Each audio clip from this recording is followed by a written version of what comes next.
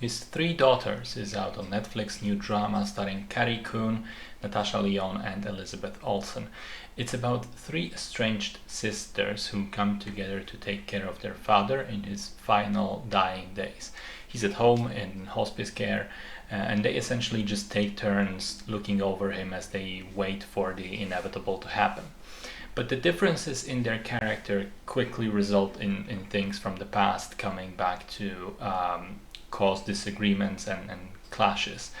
Carrie Coon is the eldest. She's a cold, dispassionate control freak. Natasha Lyonne, the middle child, she's the one who actually lived with the father prior to his sickness, but now with her sisters coming back to the apartment, she sort of reverts back into a shell, hides out in her room, neglecting duties and smoking weed every day. And finally, Elizabeth Olsen is the youngest. She's the sort of bubbly, nice person, to the point of it being a little too much. She's trying desperately to keep the peace and find common ground with the others. So it's a very stagey film, meaning that it takes place entirely within the few rooms of the apartment plus a bench outside. It could very well have been a theater play.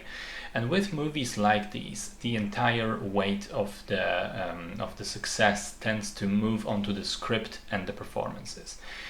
I will start with the performances. I think all three leads are excellent.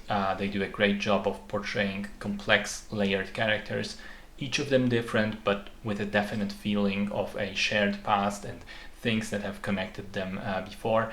It does feel very real as far as sisterly relationships go. Secondly, I think the script is good. Not as good as the acting, but good. I like the dialogue, the fact that it mixes serious drama with humor, and its exploration of death and grief from an interesting perspective, because typically movies like that are done after the death in question has occurred, not before. So by having the story take place while the father is still alive, but effectively pretty much already dead, it changes the perspective a little bit. However, I didn't much like the climax of the film because, without spoiling too much, I think it goes against the movie's own thesis, or one of them anyway. The film at one point makes a statement that the only sensible portrayal of death in art is through absence. And it makes sense in a movie where, the father, who is the one about to die, is consistently not shown. He is absent. He lies in bed behind locked doors and the camera never goes into the room. And then in the climax, the movie breaks that rule for a scene which felt strange and a bit saccharine and tonally not fitting the rest of it. It didn't sit quite well with me personally. Now, here's the thing. I think this is a good movie, but it's one of those ones where I personally didn't connect with as much as others. I think it's partly because I didn't experience the death of someone truly close to me, and I didn't have a rocky relationship with a sibling. So it's difficult for me to relate to what was going on, to relate to what the film is trying to explore. I did see people on the internet praising the film, and it's mostly been comments saying, I recognize this, I know this, I lived through something like this.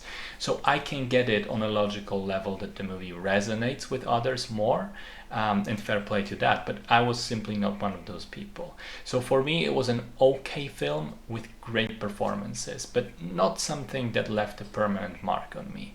One last point I want to make, this is not a Netflix produced movie, but they have only bought the distribution rights after it was already done. So it actually looks rather good for a change. It has a sort of muted, slightly warm color palette, a little grainy film look to it. Very unlike the boring Netflix look that we know from their movies. So that works in its favor as well. And that's about it. Again, if you feel this is a phenomenal film overall and it speaks to your experiences, I get that, that's great. For me, it was good, but I didn't connect with it on a personal level.